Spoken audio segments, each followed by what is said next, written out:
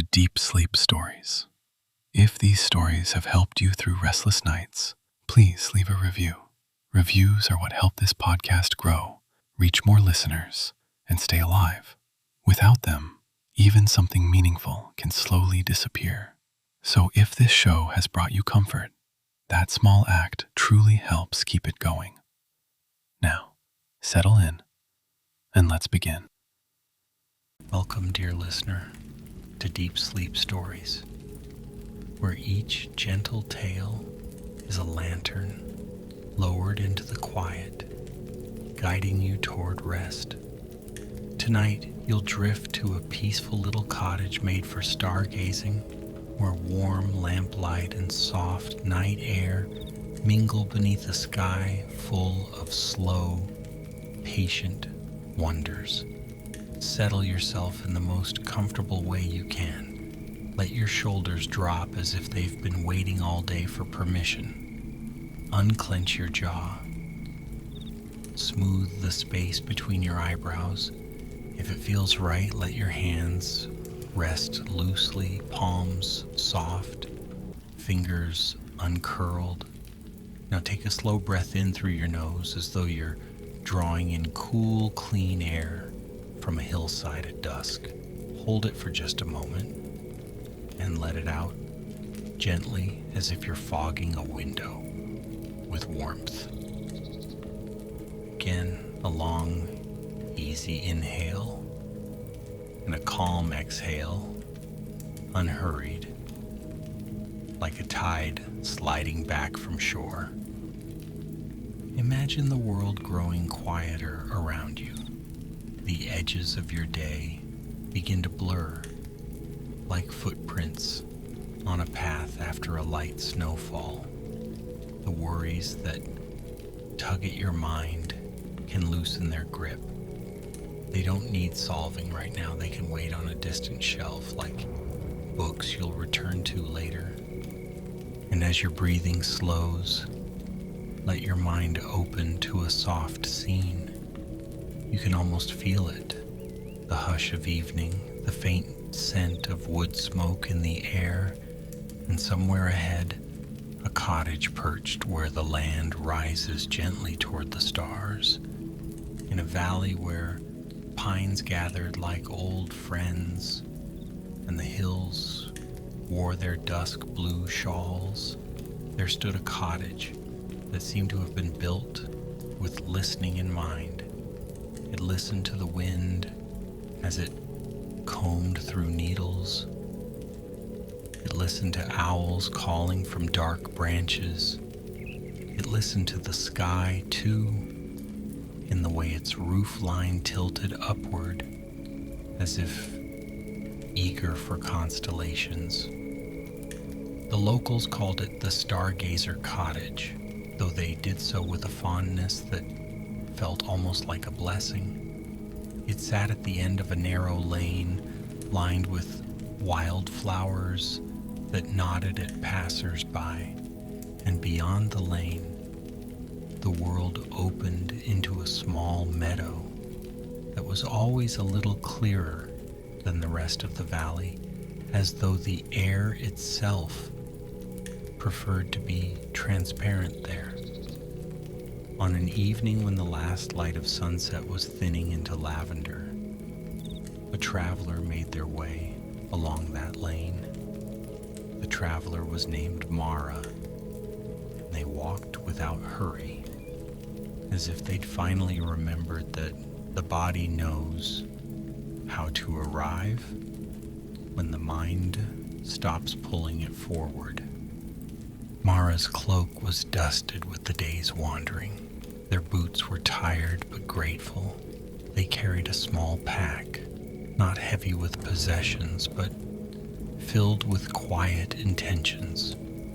A change of clothes, a folded letter that had been read many times, and a slender notebook with pages that smelled faintly of paper and time. The valley had been generous to Mara. It had offered shaded paths and clear streams, and it had offered something else too, an easing of the inner noise that sometimes followed them like a persistent little cloud. Still, the cloud was there, thinner now, and Mara had heard that the Stargazer cottage was the sort of place where clouds could unravel entirely. As Mara approached, the cottage revealed its gentle details.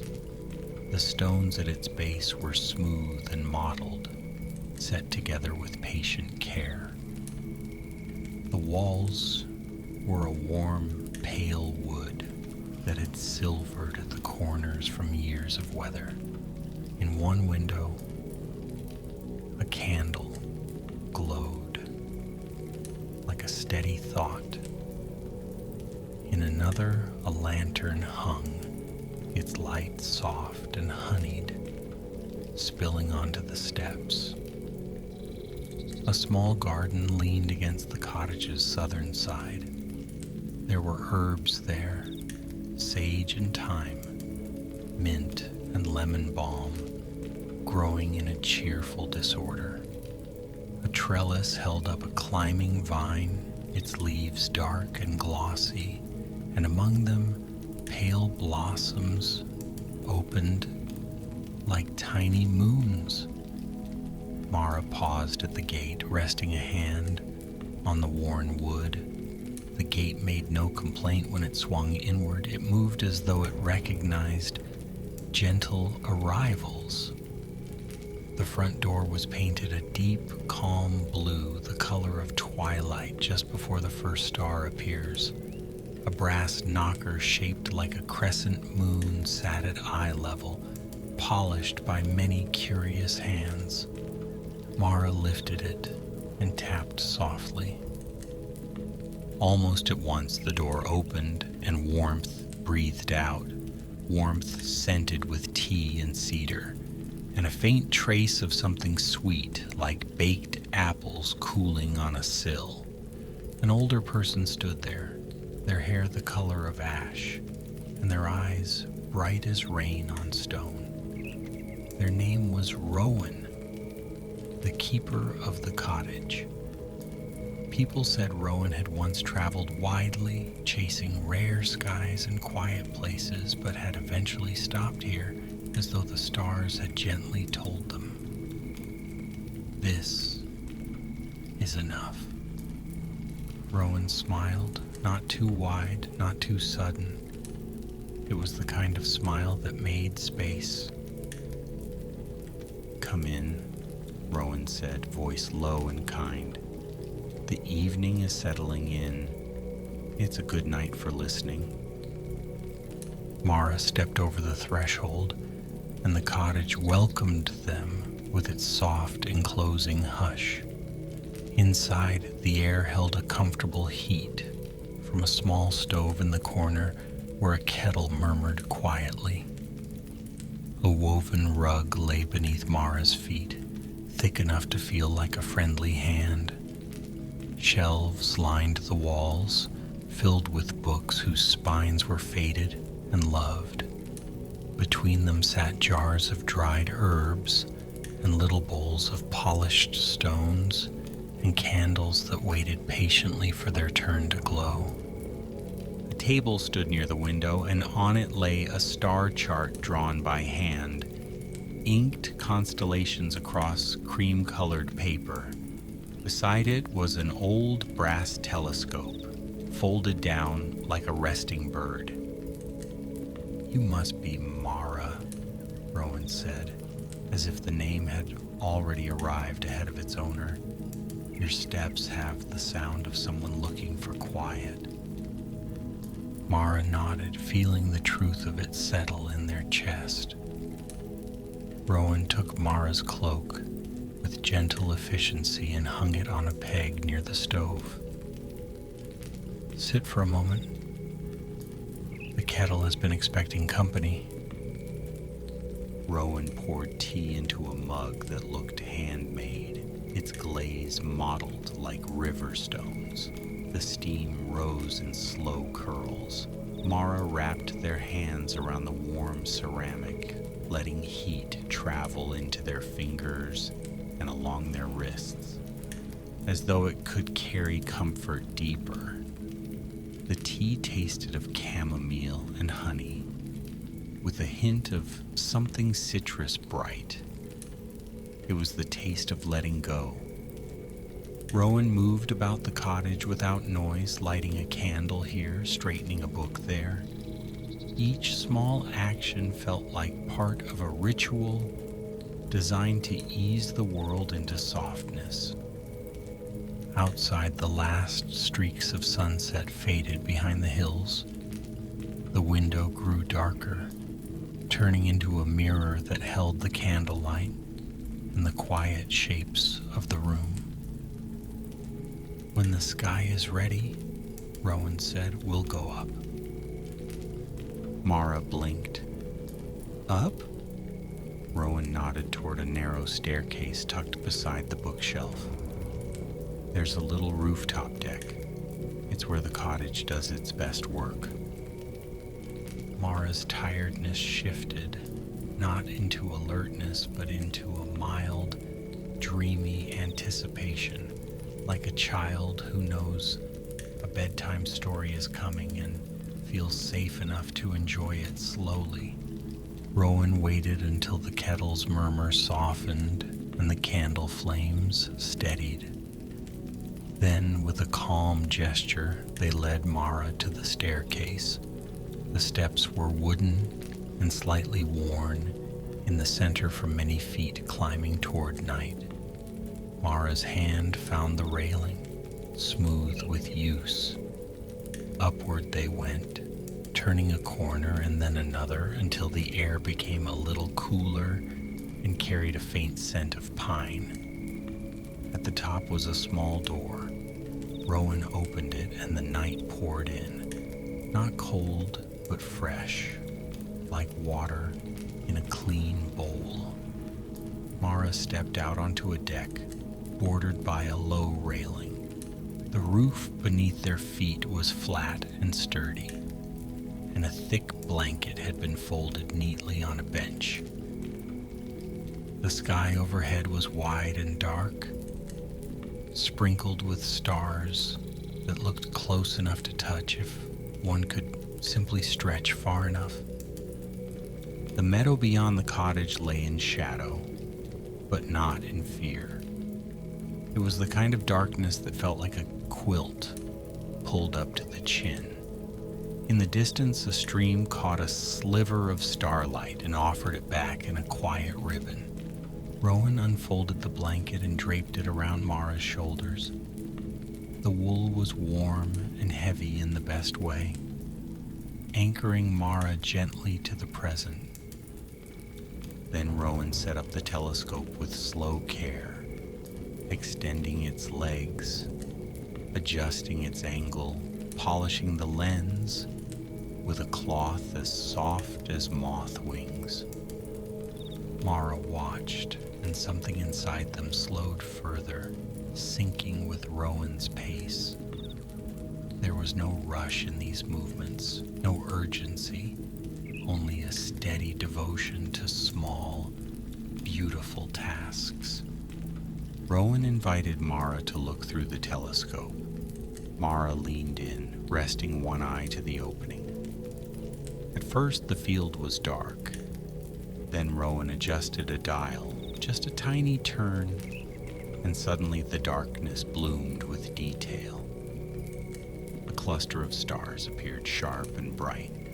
They weren't points anymore, they were little fires. And around them, the velvet of space looked deeper than any ocean.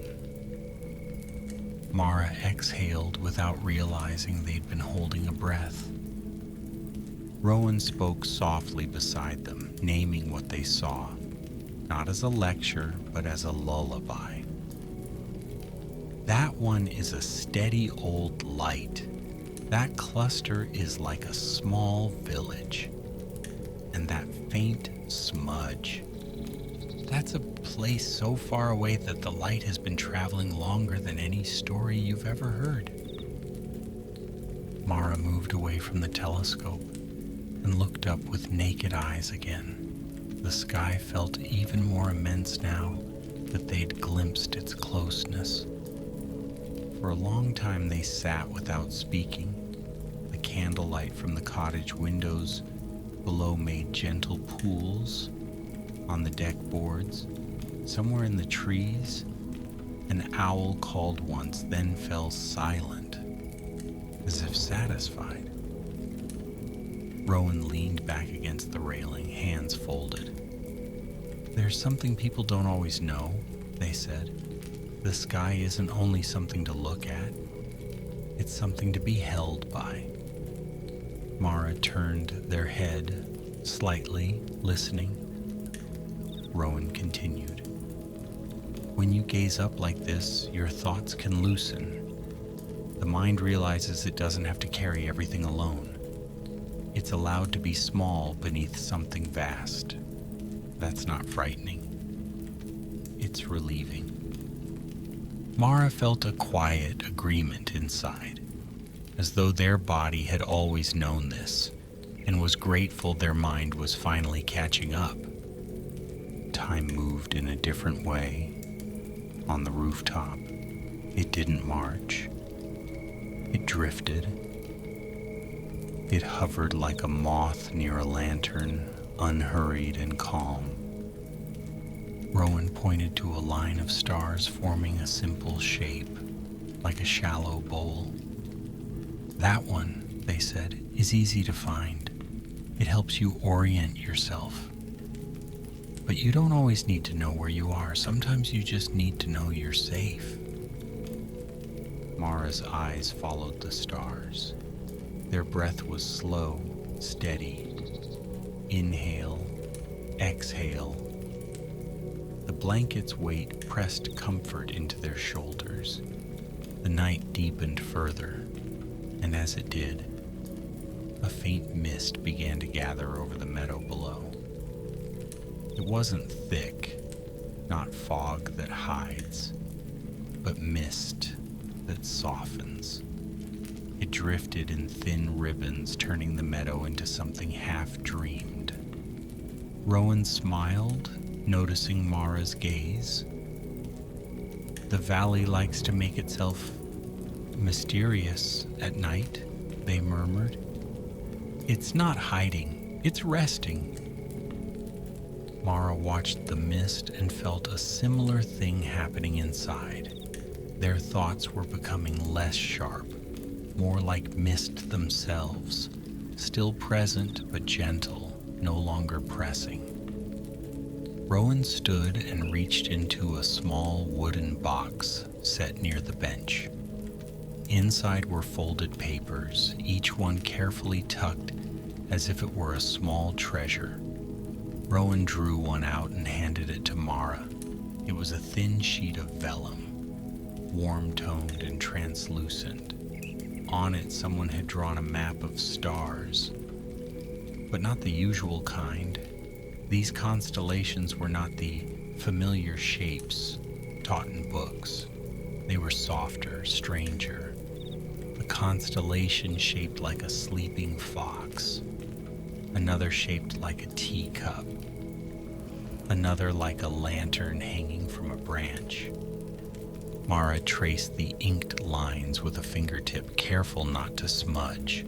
The drawings felt comforting, domestic, as though the sky itself had decided to arrange its lights into cozy little symbols. Rowan's voice was quiet. "Those are the cottage constellations.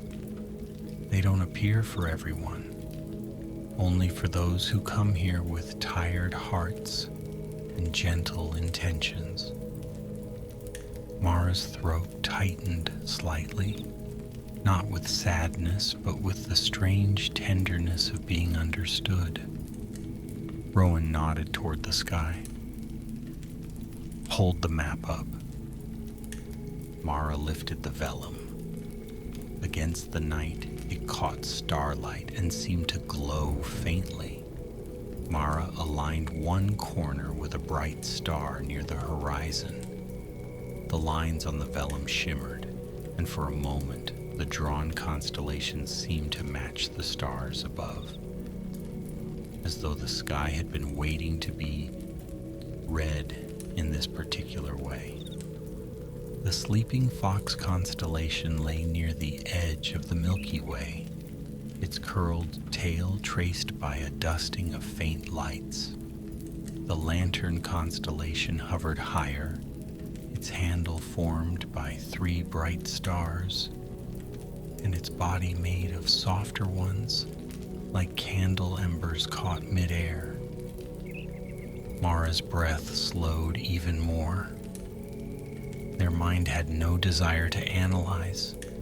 It simply received. Rowan spoke with a kind of gentle reverence. Some nights, they said, the cottage lends you a story. Not one you have to chase or solve, just one you can float inside. Mara lowered the vellum and looked at Rowan. Do you have a story tonight? Rowan's eyes crinkled softly. The sky has one, they replied. We only have to listen. They sat together again, side by side, facing the vast dark above. Rowan began to speak, not loudly, not theatrically, just enough for Mara to hear, as though the words were being placed carefully into the night. Long ago, Rowan said, before the cottage stood here, before the lane was lined with wildflowers, the hill was simply a place where the wind liked to pause. Travelers sometimes climbed to its top and sat among the grasses, letting their tiredness pour out of them and into the earth. One evening, a stargazer came to the hill carrying a telescope wrapped in cloth. The stargazer was young and old at once, young in curiosity, old in weariness. They had spent years looking up, searching for a sign, a pattern, a proof that life made sense in the way books promised. But the more they searched, the more the sky seemed to widen, offering wonder but withholding answers. The stargazer sat in the grass and sighed. The wind moved around them with the patient rhythm of a lullaby. I am tired, the stargazer said aloud, not to anyone in particular. I'm tired of wanting the sky to explain itself. And in that moment, something softened above them. The stars did not change their positions, but their light seemed to lean closer, as if listening. The stargazer felt a warmth in their chest, small, steady, unexpected. They looked down and found, nestled in the grass near their hand, a tiny stone that glimmered faintly as if it held a bit of night inside it. They picked it up. It was smooth and dark, and when they held it, their thoughts quieted, not vanished, but quieted, like children settling after a story begins. The stargazer understood without being told. The sky was offering not an answer, but a companion. They stayed on the hill that night, and the next, and the next.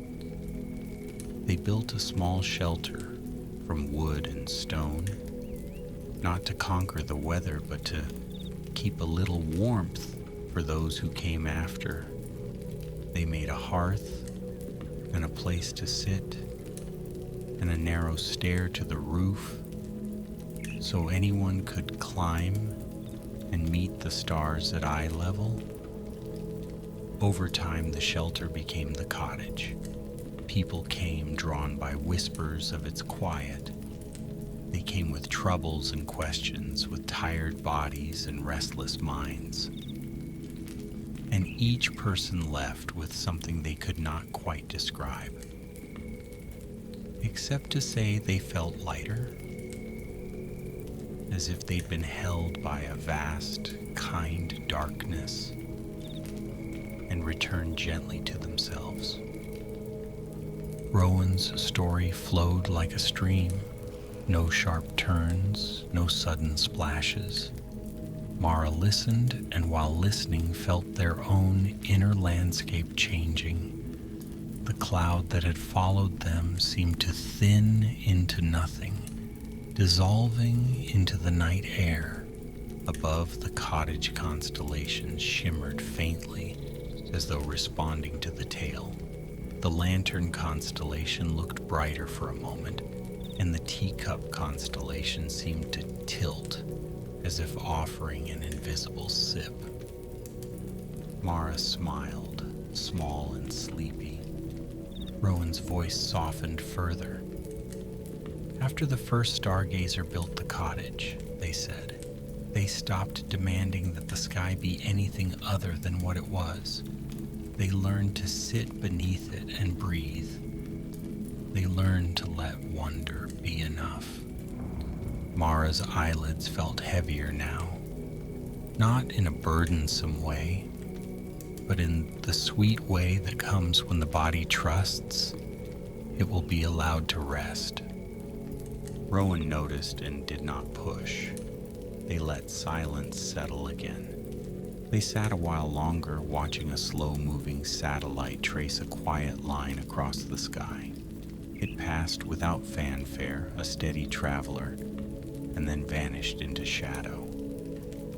A faint breeze rose, brushing Mara's cheek like a cool fingertip. The blanket held warmth in.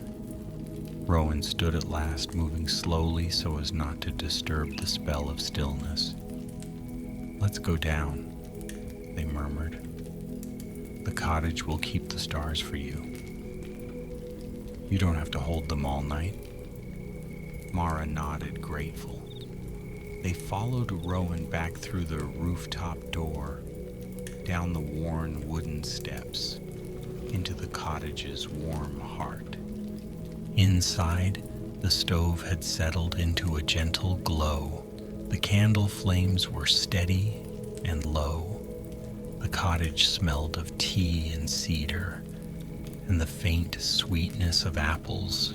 Rowan led Mara to a small room at the back. A bed waited there, made with thick quilts. The quilt pattern was simple, little stitched stars scattered across dark fabric, as though someone had sewn a piece of night into something you could pull over your shoulders. A small window sat above the bed, and through it, a square of sky was visible.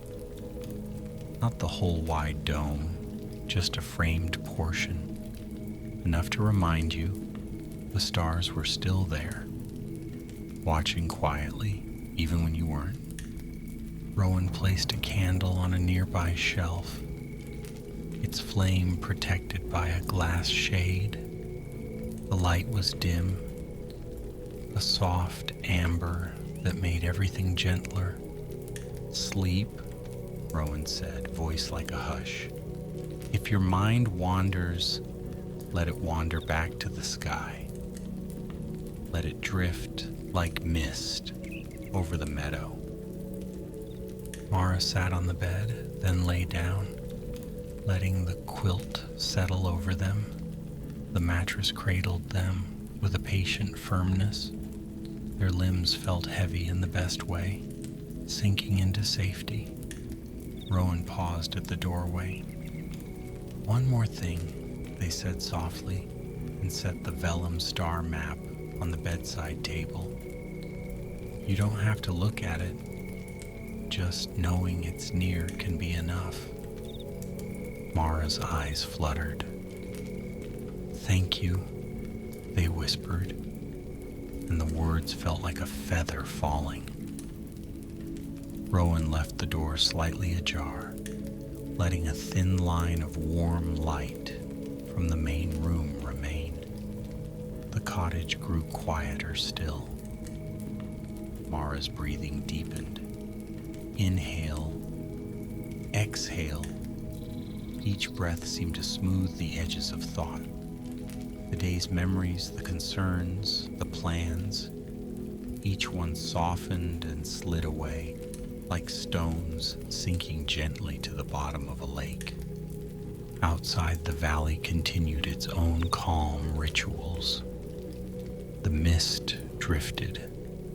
The pines stood watch. The stream murmured its secret language over stones. And above, the stars shone steadily, not demanding anything, not asking to be understood, only offering their light. Mara's mind, half dreaming now, returned to the rooftop deck. They imagined the blanket's weight, the telescope's quiet patience, Rowan's voice flowing like a soft river. They imagined the cottage constellations again. The sleeping fox curled up in the dark, the lantern glowing gently, the teacup waiting warm in the sky. In Mara's drifting thoughts, the lantern constellation seemed to sway slightly, as if moved by an invisible breeze. Its light did not brighten sharply, it simply held steady, a calm companion. The sleeping fox tucked its nose deeper into its tail, content and safe. Mara's eyelids rested fully now. The small square of sky in the window blurred into a soft wash of darkness and silver. The cottage itself seemed to breathe, wood settling quietly, stove ticking faintly, as if the whole house was soothing its guest with a slow, steady rhythm.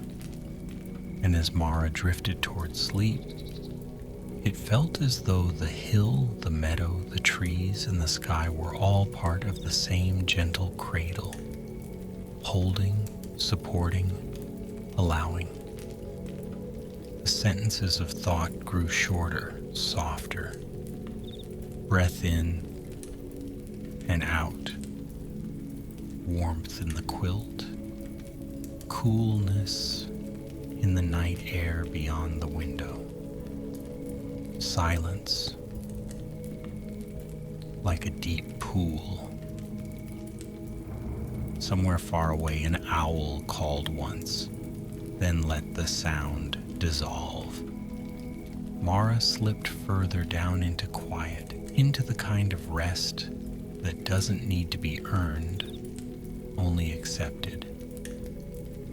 The stars remained, steady and kind, doing what they have always done, shining without hurry, shining without expectation.